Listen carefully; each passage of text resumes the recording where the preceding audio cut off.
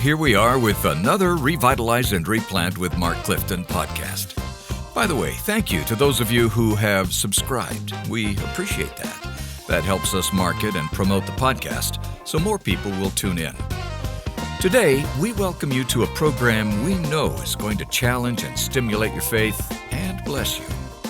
Bart Barber has served as pastor at First Baptist Farmersville, Texas for the past 24 years and currently serves as the president of the Southern Baptist Convention. And today, he is our special guest on Revitalize and Replant with Mark Clifton. Join Bart and Mark for a one-on-one conversation about SBC statistics, dying churches, and get your pen and paper ready for this, birthing cattle. So, without further ado, Mark Clifton, it's your show. I'm Mark Clifton, and we are actually, Dan and I are in the home studio today, the Revitalize and Replant home studio from Knobtown, Missouri. That's where the home studio is, and we're grateful to have with us as a very special guest, the one, the only, you know him, Bart Barber, the president, ladies and gentlemen, of the Southern Baptist Convention. Our studio audience is just thrilled. Bart, thank you for the time you've given us right before the SBC to come and spend some time with us here at Revitalize and Replant. Seriously, we're deeply grateful for your time. We're a podcast about revitalization and replanting. So just off the top of your mind and your heart, talk to me about what you think is important about rescuing dying churches, why that matters. What do you think about that?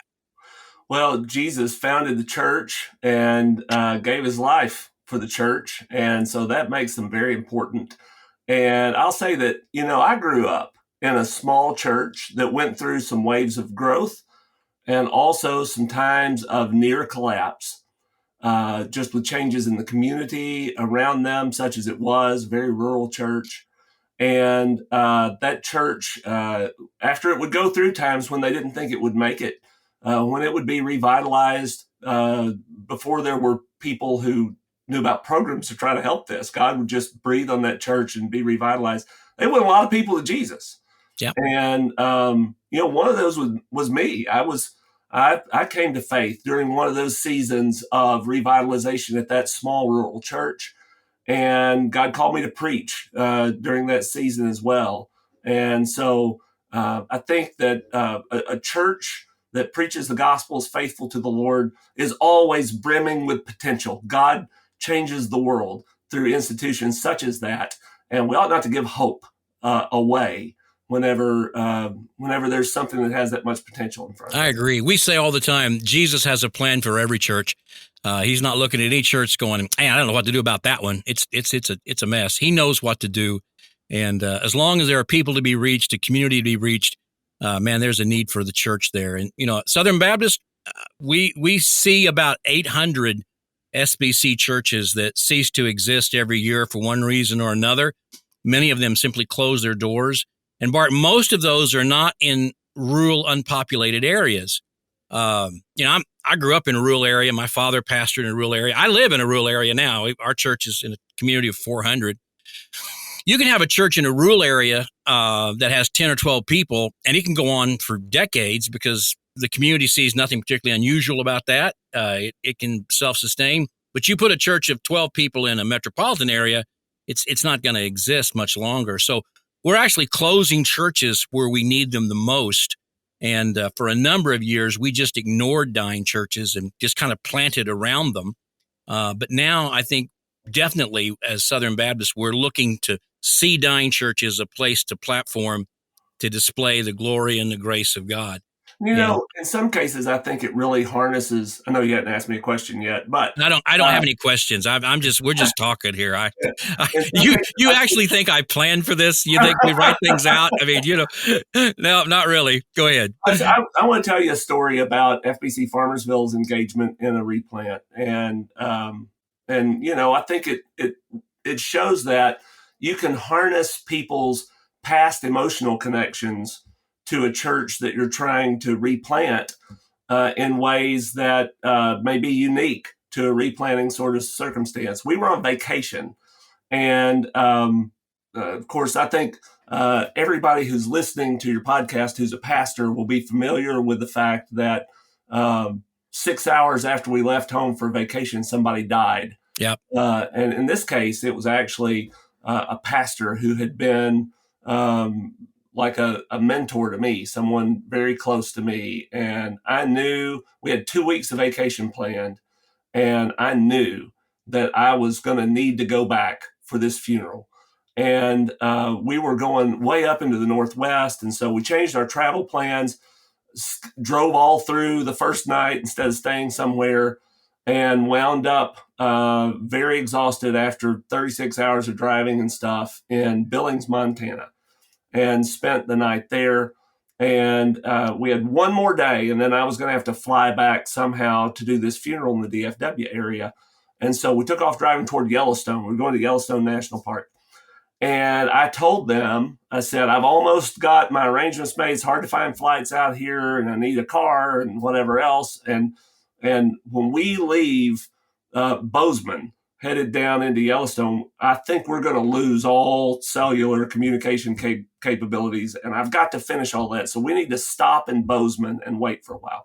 So my father-in-law said, I'm thankful that we're going to get stopped in Bozeman, because way back in the 70s, he had a ministry. He lived in Nashville. My wife grew up in Nashville. And he had a ministry of buying old vehicles, old buses. And he and a friend who worked on cars, grew up on a farm, knew how to turn a wrench. They would refurb these buses and then give them to churches for bus ministry in the 70s. And he said, I drove all the way up here from Nashville and dropped off a bus at a church in the 1970s. And I'd like to check in on that church and see how they're doing. So we go looking for it. He remembered exactly where it was. Yeah. And so we drove up to find it, and there was the building. Yeah. And the sign, but the sign had no letters on it. And there's one car that was parked under, next to the door, under the overhang, next to the door. And so we pulled in and walked in. Here's what we discovered. The church had nearly gone out of existence. They had decided to replant it. The replanting had started without a replanting pastor. They just had a couple from Oklahoma who with a banker and his wife who felt God calling them into missions. They found this need in Bozeman. They moved out there just to be members of this church, to replant it. They had just found a pastor. The pastor was a guy named Sean Stevenson. He and his wife, Lydia, had been IMB missionaries to Poland. And I guess Montana, they were the only people who could come to Montana to warm up. But we found them. They had been living in the church building. We showed up on the day they were moving out. A day later, we would not have found them. And his wife, Lydia, was related to a guy my dad had played baseball with in high school. And we discovered what was going on, and we went on vacation. We were not going to find a church replanting opportunity for FBC Farmersville to invest in. But because of the past emotional connection, my wife had ridden with her dad to that church in Montana. That is cool. And because of the emotional connection to that former church, with a universe of opportunities to go in and plant somewhere, we said, we want to be a part of this. We want to help you. And so I think sometimes you've got baggage maybe from an old church, but sometimes you also have positive emotional connection Yes. to a church that's struggling that will make people, even outside partners, want to lean in and help revitalize and replant a church that needs that. Absolutely. In fact, Bart, sometimes we used to refer to it as legacy church planting something new on the legacy that God has had there for decades previous. And that's a great story. So good to hear that. I love the way those divine appointments take place. And again, it's just an example that Jesus has a plan for every church. He knew you would be there. He put all those things together. I love the story about the bus ministry and the bus. And I'm old enough, man. I spent most of my teenage years at church on a bus. It's like that's about all I did. We had bus ministry at our church, and every Saturday. Yep, same thing. Okay, let me ask you a couple of quick questions here. I appreciate that, man. I really do. Obviously, the people are talking about the numbers. The decrease in church membership and number of churches sliding, but yet increase in baptisms, increase in attendance. Talk Talk to our audience a little more about that. Unpack that. How do you see that? What do you think that foretells for us? I don't see how you can get bad news out of an increase in baptisms. I think in the end, that probably corrects a lot of things. I'll tell you, at FBC Farmersville a couple of years ago, we were in a position where we're putting money in the bank every year, but we weren't reaching people nearly as effectively as we wanted to. And we've got a year right now where we're running at a slight operating loss for the year because we made some changes to our budget to add some things to try to reach people. And we're on track for the highest number of baptisms we've ever had. And when I go in and do reporting at congregational business meetings for that, I say, this is a good deal. It's a good trade for us to be able to do this, because if we share the gospel, win people to Christ, and baptize people, God will take care of our finances in the long term.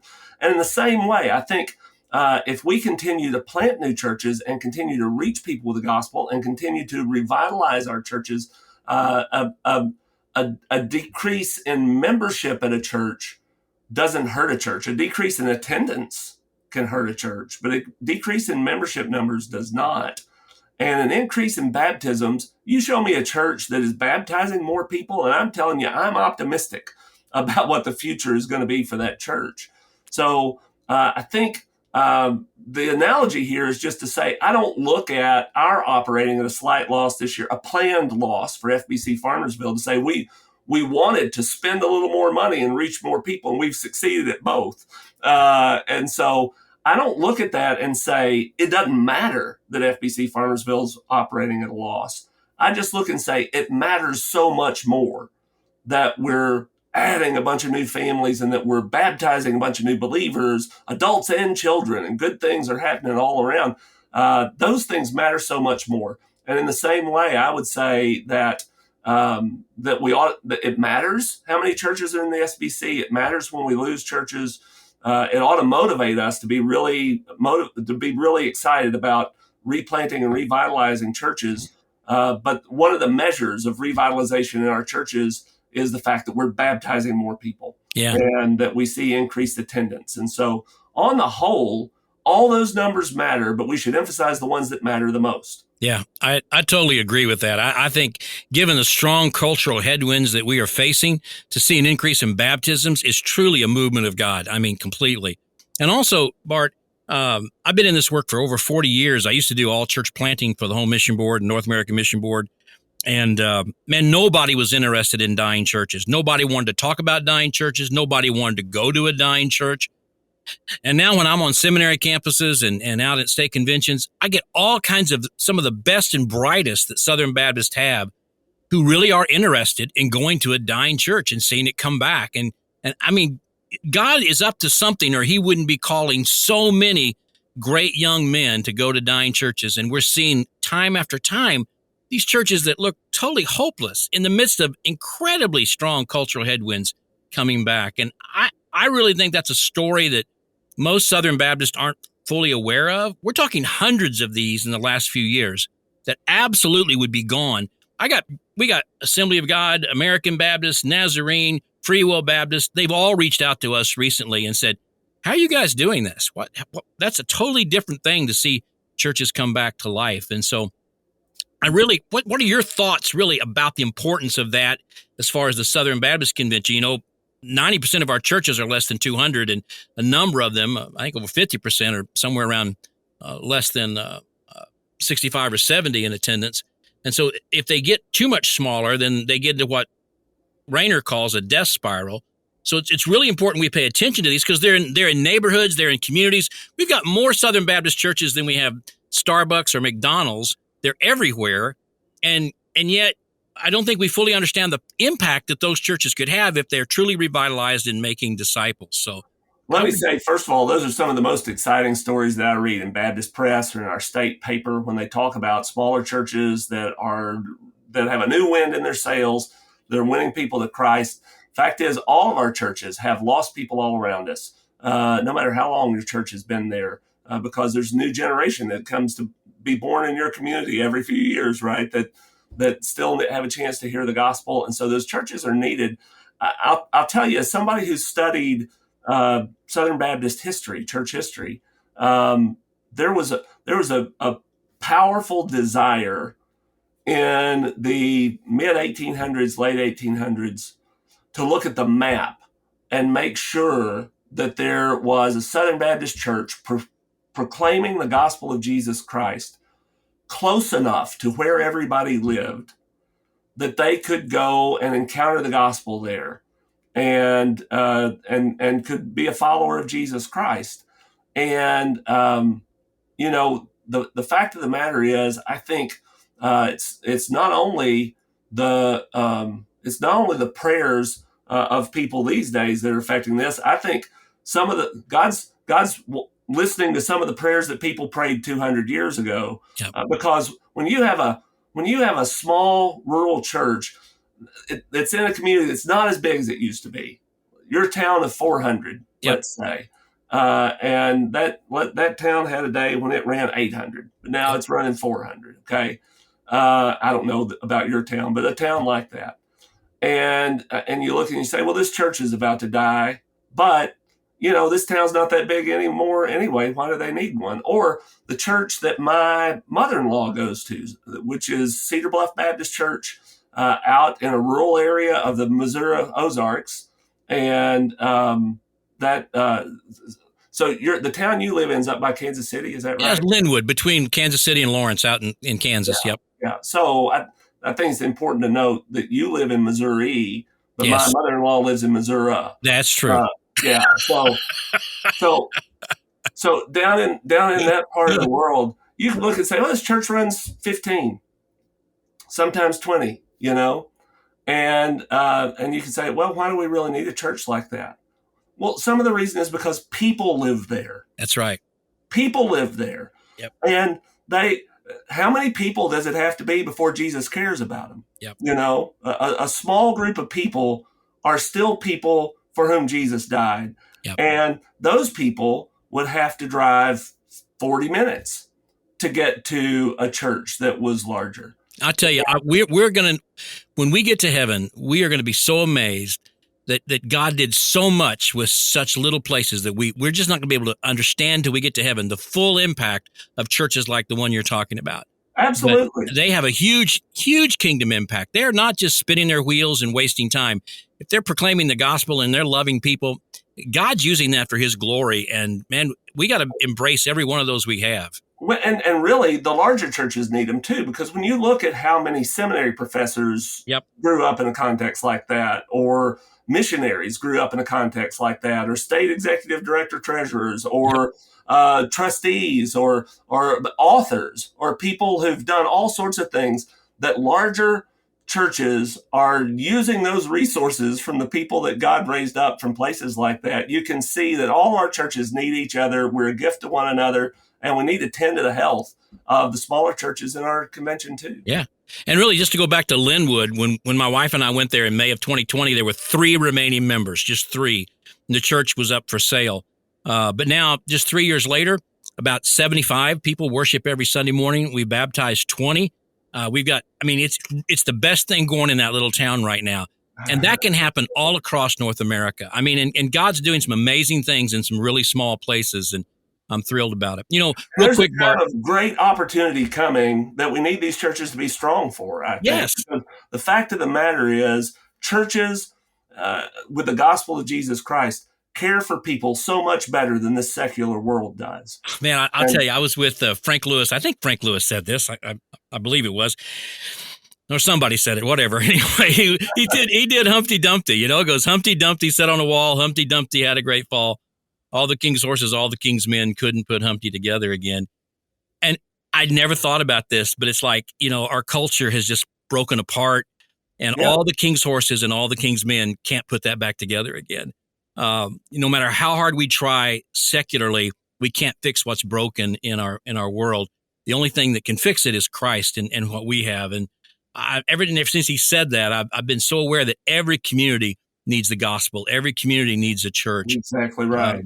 Hey, we talk about several things, and we're about to wrap it up here, but we talk about several things that revitalization pastors need. And one of them is pastoral grit, an ability to stay in a place, love the people through all kinds of difficulties, lean into the awkward, lean into the difficult, and not leave and still stay on a track. You've done that at Farmersville. Talk a little bit about the importance of pastoral grit in ministry and how that looks and what God can do with someone who develops that. And basically, how do you develop that?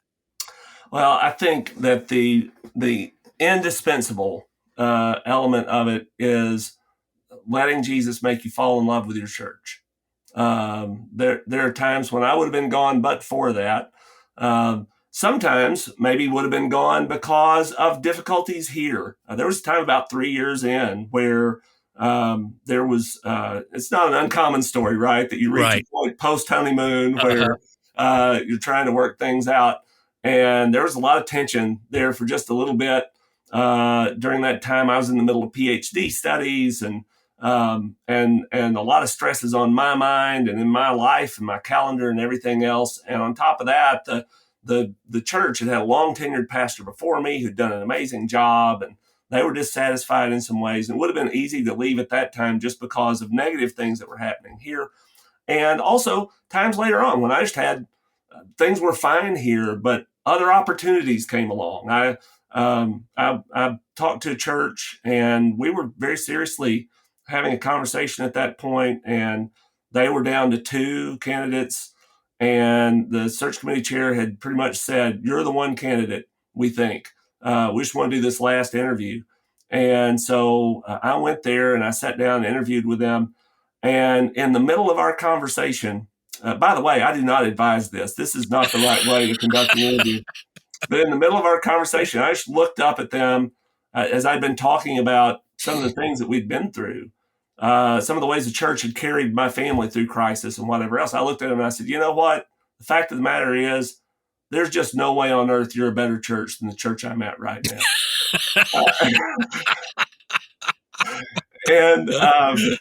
And so really, falling in love with your church, I think, is not only the key to having grit and staying, but I think it's also just like a marriage. How do you stay in a marriage? Every marriage has conflict. You're in love with each other, and you work to push through it.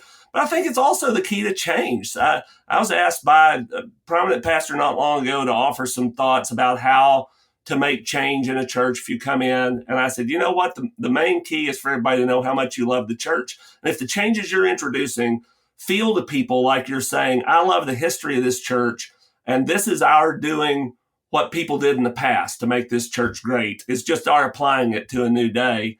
It's like you can get away with adding "My chains are gone" to Amazing Grace. If people feel like you didn't do that because you thought Amazing Grace, God bless it, it's past its time, nobody likes it anymore, I've got to rescue it. But if you get the feeling that Chris Tomlin is just in love with Amazing Grace so much that in the middle of singing it the 50th time in his studio, he just broke out spontaneously into a chorus that he added on to it. If it's a product of love, then people who love Amazing Grace can love what he added to it.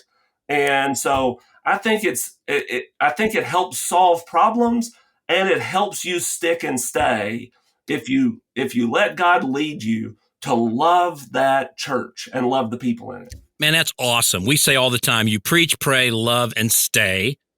And again, you're so spot on. Jared Wilson always says you have to love the church you have, not the church you wish you had. Yep. And man, if you love the church, and the way you love the church even more is to love Jesus more, because it's his church.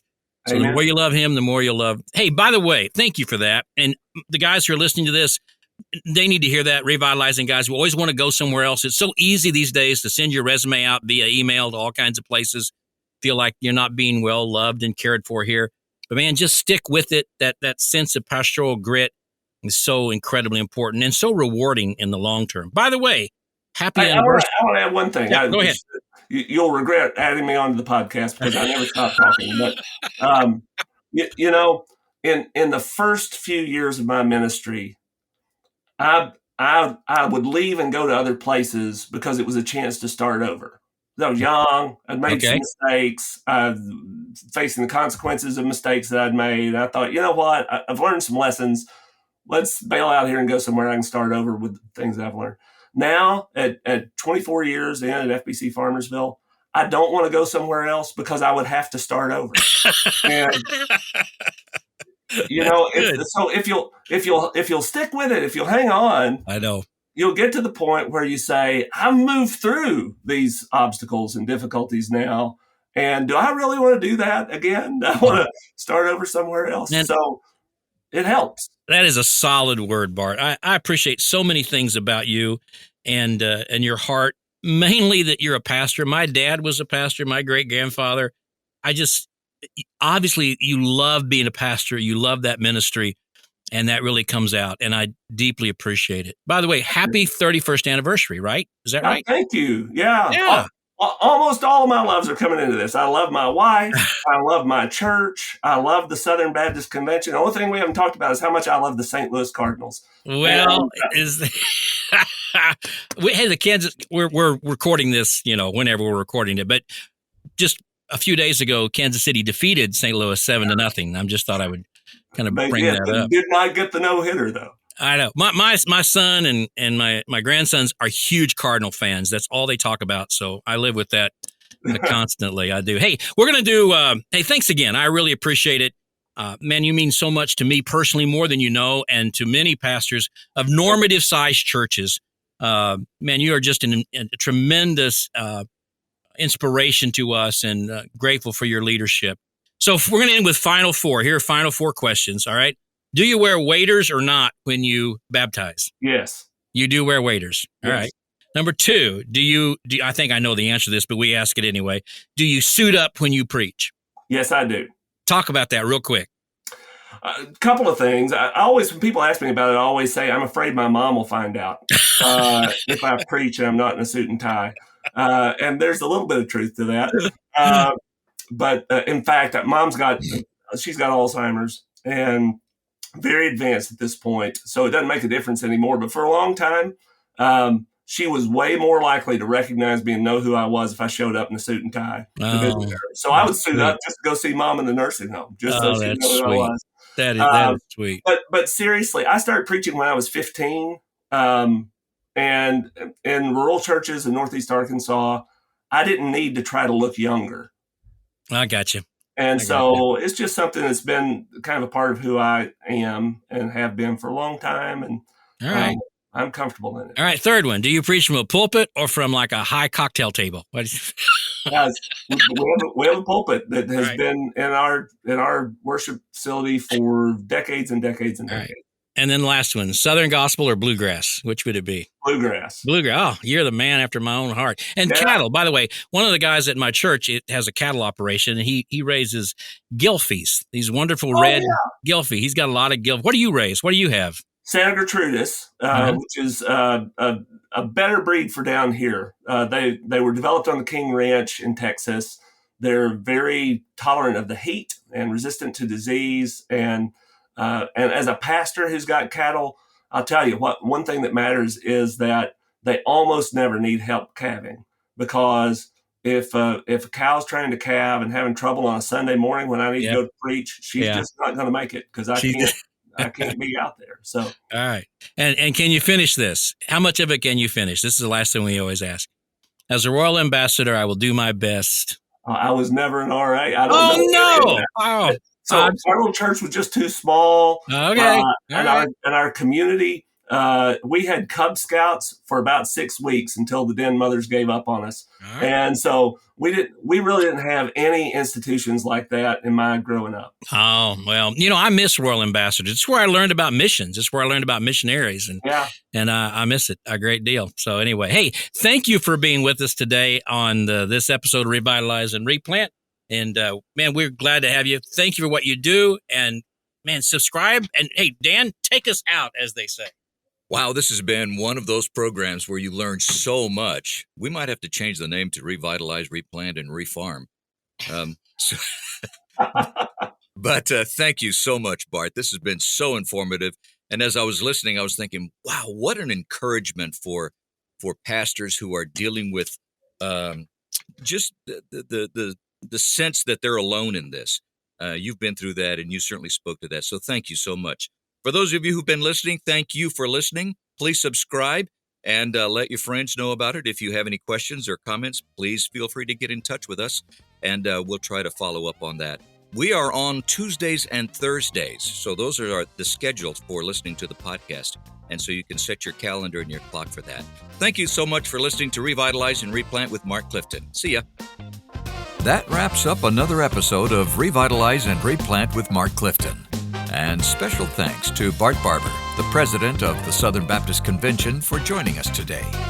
If you'd like to learn more about revitalization and replanting, please join us August 28th and 29th at the National Replant Summit in Alpharetta, Georgia. The program includes H.B. Charles, pastor at Shiloh Metropolitan Baptist Church in Jacksonville, Florida; Tim Booker, Dean and Professor of Evangelism and Church Growth, Billy Graham School of Missions, Evangelism and Ministry at Southern Seminary; Jeff Chang, Curator, Spurgeon Library, and Assistant Professor of Historical Theology at Midwestern Seminary, as well as Mark Halleck, Brian Croft, and Mark Clifton. 2 days packed with information and encouragement on your renewal journey. Register at churchreplanters.com. And be sure to always join us here each Tuesday and Thursday for brand new episodes of Revitalize and Replant with Mark Clifton, helping you discover Jesus' plan for your church. So long.